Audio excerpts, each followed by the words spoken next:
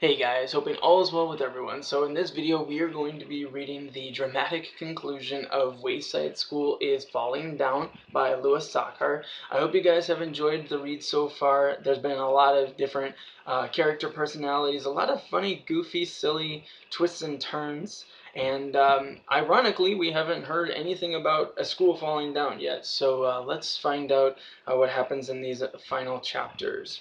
We'll start with chapter 27 today, and I hope you guys enjoy the read. Chapter 27, Lost and Found. Joy and Maurecia were best friends. They sat down on the grass to eat their lunches, but then Maurecia remembered she needed chocolate milk. She went to get some from Miss Mush. When she returned, she couldn't find her lunch. "What happened to my lunch?" she asked. Joy looked up at her, then shrugged her shoulders. "I set my lunch down right here," said Maurecia. "You saw me, didn't you?"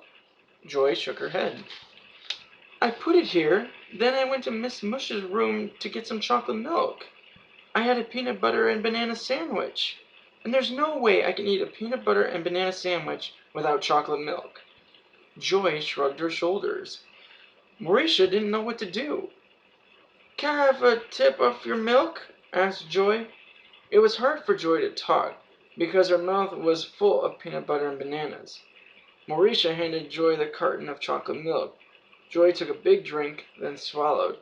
Maurecia looked all around for her lunch. She crawled in the dirt as she searched through the bushes. "Any luck?" asked Joy as she finished Maurecia's chocolate milk. "I found it," Maurecia explained. Joy coughed on the chocolate milk. "You did?" she asked, and then coughed again. Maurecia crawled out of the bushes holding a paper sack. She sat back down next to Joy and opened it. "Is it your lunch?" asked Joy. "No," said Maurecia. "Too bad," said Joy.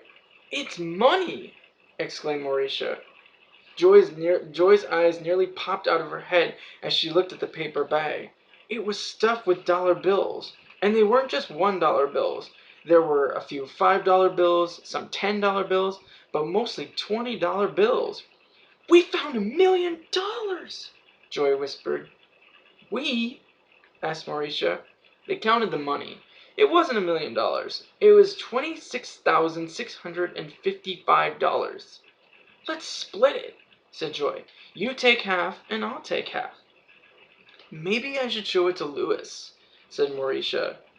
"Louis!" exclaimed Joy. "Are you crazy? Let's spend it. We can buy a skateboard, or a bicycle, or a horse, or a fancy car, or an airplane." "I like taking the bus," said Maurecia. "You could buy ice cream," said Joy. "All the ice cream you could ever want for the rest of your life." She knew Maurecia loved ice cream more than anything else in the world. Maurecia smiled as she thought about it. "No, I better show it to Louis. He'll know what to do." "You'll just get in trouble," warned Joy. "Louis will think you robbed a bank. You'll go to jail for the rest of your life." "Louis knows I'm not a bank robber," said Maurecia. "But what if the real bank robbers find out you have their money?" asked Joy. "They'll come after you and murder you." "Oh, I didn't think of that," said Maurecia. "You better give it to me," said Joy. "Louis will protect me," said Maurecia. She walked across the playground. Louis was talking to Terence. He said, "If you ever tie Leslie's pigtails to the tetherball pole again, I'll—" "Louis, look!" said Maurecia. She held the paper bag up to his face. "No, thank you, Maurecia. I'm not hungry," said Louis. "It's not my lunch," said Maurecia. "Look inside." Louis took the bag from her and looked inside. "Very nice," he said, then gave it back to her. "Now I want you to go untie Leslie, and I'll tell her—" He suddenly stopped talking and blinked his eyes. He looked at Terence, then at Maurecia, then at Terence, then at Maurecia, and then at the paper sack. "Let me see that again," he said. Maurecia gave him the bag. "Hey, what about me?" said Terence. "Get lost, Jack Frost," said Louis. Terrence ran away. Did you rob a bank? Asked Louis. No, I found it in the bushes, said Maurecia. I believe you, said Louis. We'll have to put it in the lost and found. I know, said Maurecia. Whoever lost it is probably very sad. But if no one claims it in 2 weeks, you can have it, said Louis. He took the bag of money and headed to the office. Joy was waiting for Louis at the door. Hey, Louis, she said. I lost a bag full of money. Have you seen it? Help! Leslie screamed from the tetherball court. A week later, Maurecia was eating lunch alone. She was eating a piece of sweet potato pie. Joy was crawling around in the dirt looking for more bags of money. Maurecia, said Louis, I'd like you to meet someone. This is Mr. Finch. Mr. Finch was an old man with white hair and a long white beard. He shook Maurecia's hand with both of his hands. It's your money, isn't it? Mr. Finch nodded. It was my life savings, he said. For 50 years I made pencils. I got a penny for every pencil I made. I hate pencils. But finally I saved enough money to quit my job and do what I always wanted to do. What's that? Asked Maurecia. I'm going to open my own ice cream parlor, he said, then started to cry. When I lost that money, I thought I'd have to start making pencils again.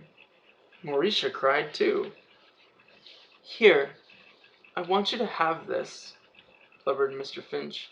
He gave her an envelope containing $500. It was the second largest amount of money Maurecia had ever had. And I'll give you free ice cream for the rest of your life at my ice cream parlor, he promised. Thank you, said Maurecia. No, thank you, said Mr. Finch. I'm so glad someone as kind and as honest as you found it. There are so many dishonest people in the world. It's good to know that there are still good people too. They hugged each other. Joy crawled out of the bushes. Hey, who's that? She asked. This is Mr. Finch, said Maurecia. It's his money. Look, he gave me a reward of $500, and I'll get free ice cream for the rest of my life. Well, what about me? Joy demanded. Don't I get anything? Oh, dear me, said Mr. Finch. I didn't realize there was someone else involved. Maurecia never have found that money if it wasn't for me, said Joy. Why? What'd you do? Asked Louis. I stole her lunch, Joy said proudly. Mr. Finch gave her a pencil. Chapter 28. Waloosh. Mrs. Jules rang her cowbell. I have some wonderful news, she said. The children stopped what they were doing and looked up. They waited for Mrs. Jules to tell them the wonderful news.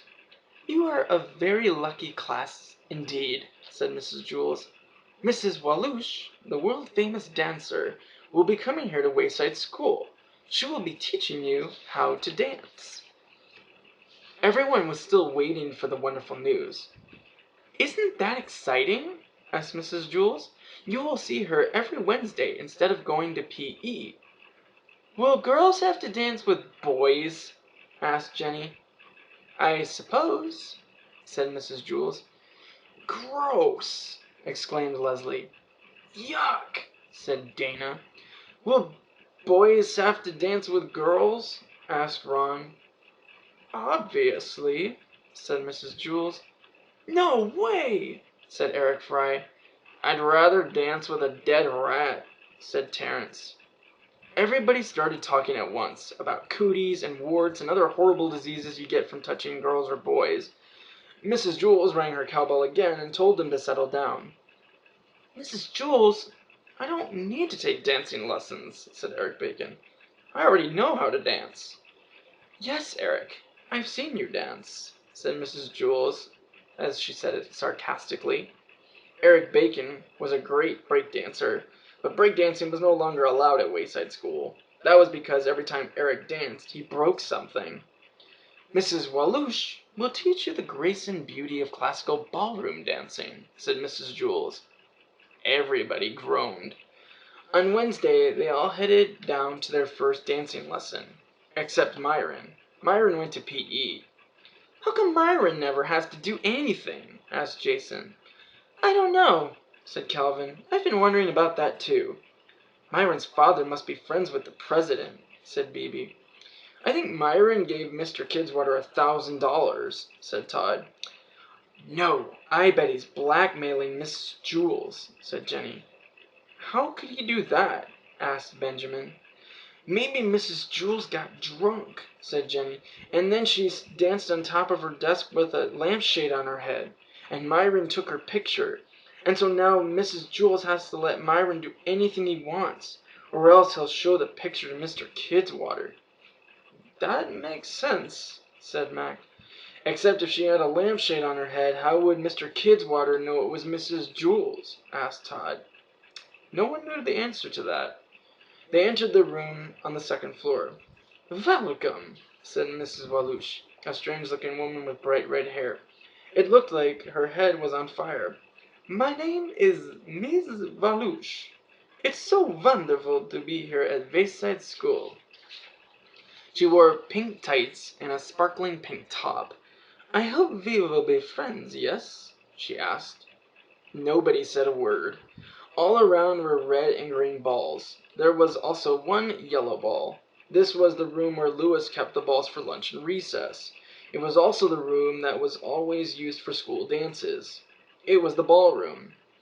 So, explained Mrs. Waloosh, who will be first? Everyone tried to hide behind someone else. Miss Waloosh put her hands on Ron's face. What is your name? She asked. Ron, he squeaked. Ronaldo, bellowed Mrs. Waloosh. King of the Gypsies. I don't know how to dance, said Ron. Dance? Asked Mrs. Waloosh. She looked very surprised. We are not going to dance, she said. We're not? Asked Ron. No, Ronaldo, whispered Mrs. Bush. We are going to tango. She put her left arm around Ron's waist. Then she grabbed his left hand with her right and stuck it way out in front of them. Suddenly the music started. Mrs. Waloosh dragged poor Ron across the room as she stomped her feet in time to the music. Dump, da-dump, da-dump, da-da-dump, dump, dump, dump, dump, da-da-dump, dump, dump. Hey! When she yelled, hey, she threw Ron up in the air and clapped her hands. Ron turned a somersault in midair. Then Miss Waloosh caught him. They tangoed back to where they started. Ron's eyes were spinning in opposite directions. Hey, that looked like fun, said Maurecia. Do me. Very well, said Miss Waloosh. She grabbed Maurecia and tangoed with her across the room. Dum, da-dum, da-dum, da-dum, dum, dum, dum, dum, dum, dum, dum, dum, dum, dum. Hey! She threw Maurecia up in the air and clapped her hands. Maurecia turned a double somersault before Mrs. Waloosh caught her. They tangoed back to the front. My turn, said Terence. As Miss Waloosh tangoed with Terence, the other kids stamped their feet along with Miss Waloosh. They all yelled, hey, at the same time and clapped their hands. One by one, Mrs. Waloosh tangoed with every other kid in the class. The other kids danced with each other. Boys danced with girls, and girls danced with boys. They didn't care. Paul danced with Leslie. Dana danced with John. Terence danced with Rondi. Allison danced with Jason. DJ danced with Kathy. Todd danced with Joy. Hey! They all shouted together. Of course, they weren't strong enough to throw each other up in the air. Instead, they tried to trip each other and throw each other to the ground. Hey! Even Kathy was having fun. Hey! She shouted as she kicked DJ in the rear end. They also threw the balls at each other. Hey! Mrs. Waloosh began to get tired. Sometimes she didn't catch the children after she tossed them in the air. Dee Dee crashed to the floor. Wow, she said. This is more fun than Murder the Man with the Ball. Hey! At last the music stopped. Dum, dum, dum, dum, dum, dum, dum, and everyone shouted, hey, one last time. Mrs. Waloosh clapped her hands. Wonderful, she exclaimed. Fantastic. They all staggered out of the ballroom, cut up, bruised, and bleeding. "Next week we waltz," Mrs. Waloosh called after them. "So how did everyone like dancing?" asked Mrs. Jules when they returned. "Dance?" asked Ronaldo, king of the gypsies. "We didn't dance." "You didn't?" asked Mrs. Jules. "No," said Ronaldo. "We tangoed." Everyone cheered. "It was wonderful!" exclaimed Kathy. "Fantastique!" said Terence. Myron was so sorry he missed it. "I can't wait till next Wednesday," said Todd. Chapter 29. The Lost Ear. Mrs. Jules was teaching the class about mammals. "All mammals have hair," she said. Bibi raised her hand. "Is my father a mammal?" she asked. "Yes, all people are mammals," said Mrs. Jules. "But my father doesn't have any hair," said Bibi. "He's bald." Everybody laughed. Benjamin stared down at his desktop. He was very determined. Mrs. Jules would be handing out report cards at the end of the week. He had to tell her his real name before then. He raised his hand. But Mac also raised his hand, had his hand raised. "Yes, Mac," said Mrs. Jules. "I heard about a man who was getting his hair cut," said Mac, "and the barber cut off one of the man's ears. See, the man had very long hair. I think he was a hippie. So the barber couldn't see his ear until it fell on the floor." "Thank you, Mac," said Mrs. Jules. "That was a very interesting story." "I'm not finished," said Mac. "When the barber saw the ear on the floor, he said, 'Is that your ear on the floor?' And then the hippie said, 'What? I can't hear you.' So the barber showed him his ear. Then he called an ambulance to take the hippie to the hospital." "Were they able to put his ear back on?" asked Todd. "Well, see," said Mac, "the doctors were all set to sew it onto his head. They were in the operating room and everything. But suddenly they couldn't find the ear. Man, they looked everywhere for it." "Did they look under the operating table?" asked Joy. "Yep," said Mac. "It wasn't there." "How about in the bathroom?" asked Eric Bacon. "Maybe they lost it when they washed their hands."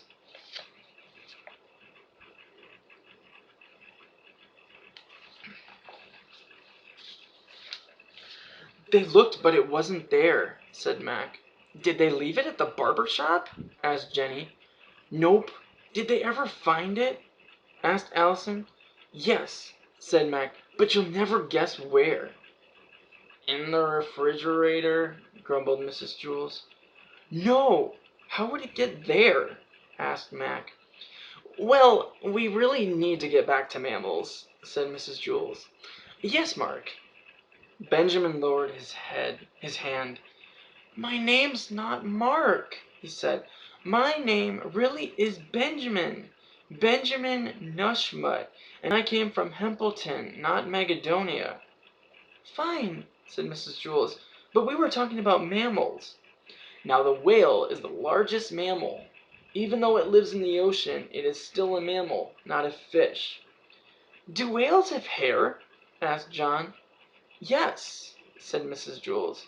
Dana laughed. "A whale with pigtails," she exclaimed. "Boy, I'd love to pull one of those," said Paul. Benjamin couldn't believe it. "Didn't you hear what I just said?" he asked. "Yes, Benjamin," said Mrs. Jules. "Well, don't you think I'm strange?" asked Benjamin. "All this time you've been calling me by the wrong name, and I never told you. Don't you think I'm crazy?" "No," said Mrs. Jules. Benjamin was getting upset. "Well, don't you think it's a stupid name? Benjamin Nushmut." He looked around at his classmates. "Doesn't anybody think I'm weird?" "No, not weird," said Sherry. "I'll tell you what's weird. What's weird is bringing a hobo to school for show and tell. I'm the one who's weird." "That's not weird," said Bibi. "What's weird is telling everyone you have a brother when you don't. I'm the weirdo." "You call that weird?" exclaimed Stefan. "I'm weird. Who else would choke himself just to look nice?" "That's not weird," said Jenny. "That's normal.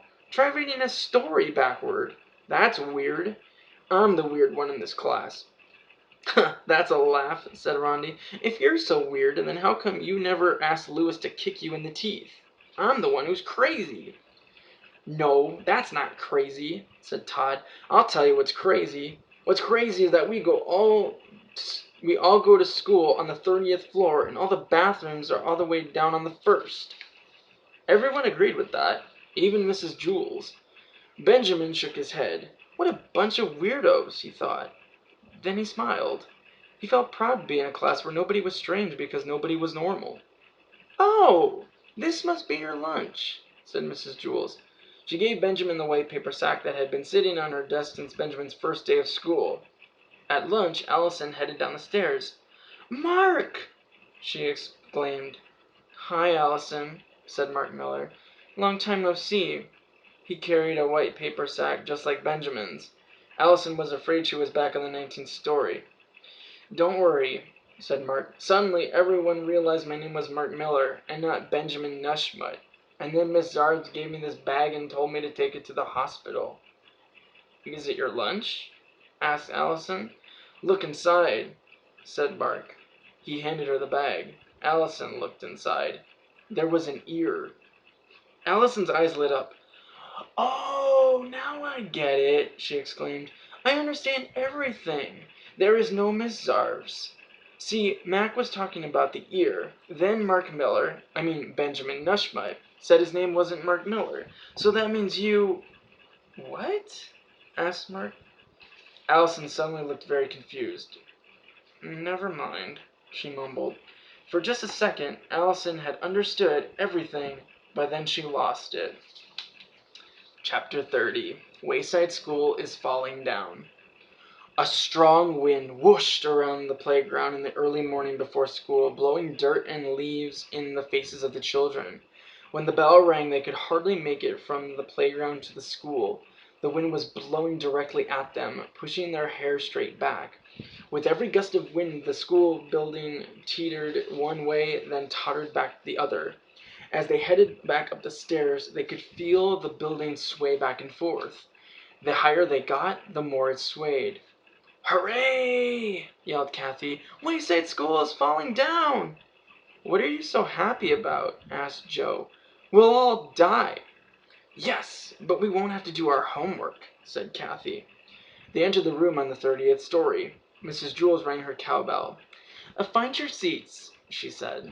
That wasn't easy. All the desks were crammed together to one side of the room. The building swayed, and all the desks slid to the other side of the room. Finally, the children all found their seats and planted their feet firmly on the floor. We're going to have a fire drill today, Mrs. Jules told them, so let's be prepared.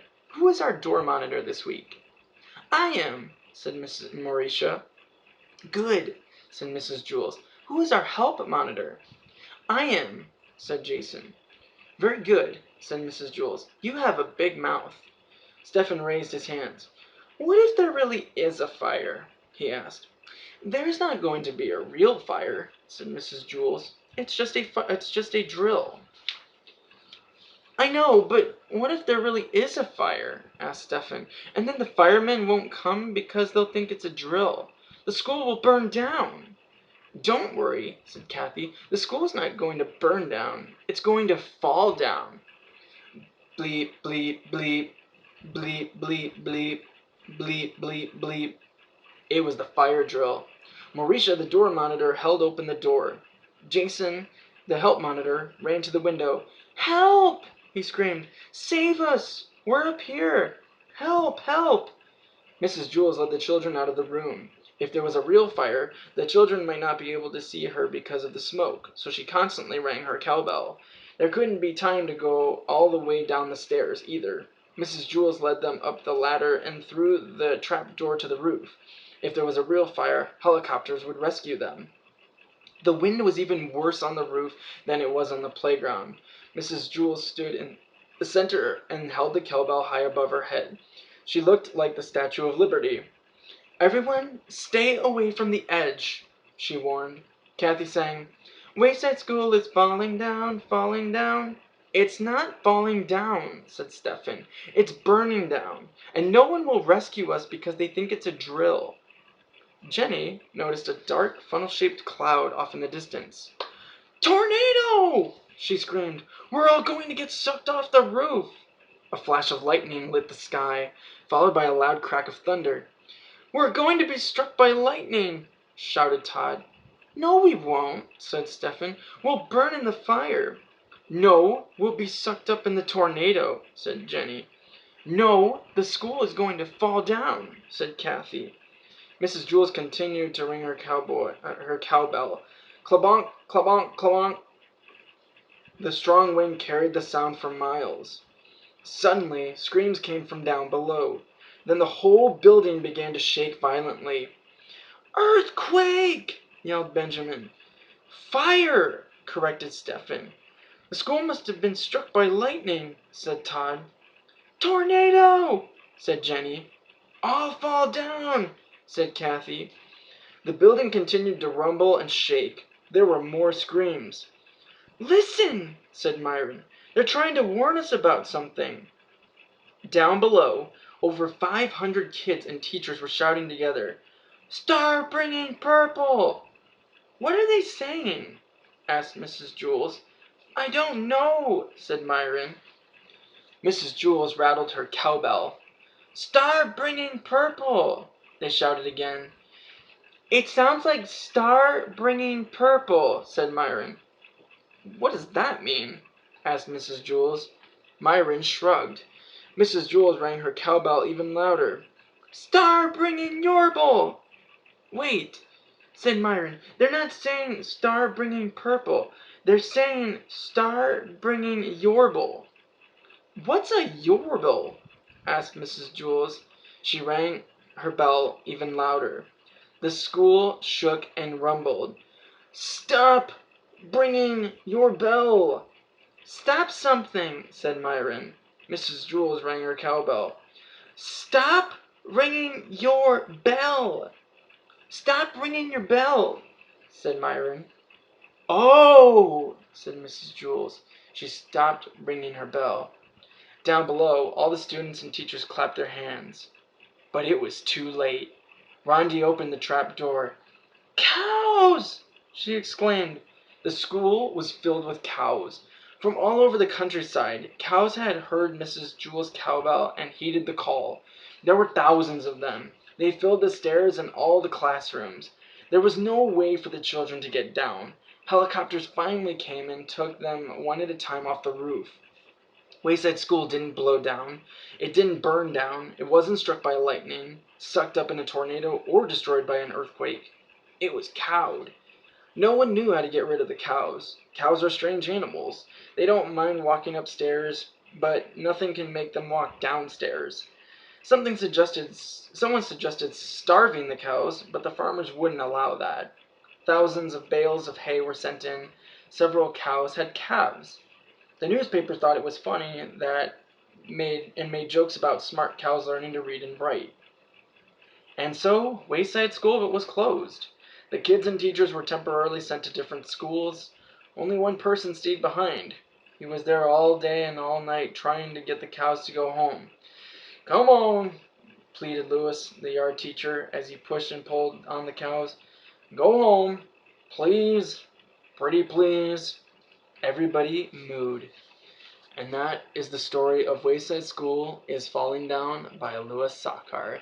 And I hope you guys enjoyed that read. Again, a lot of different twists, turns, and just literal confusion, but in a very funny way. And I hope you guys enjoyed this read. But I hope to see you guys next time in our next read along. And we hope to see you then. But in the meantime, please take good care of yourselves and be safe, you guys. See you soon. Bye.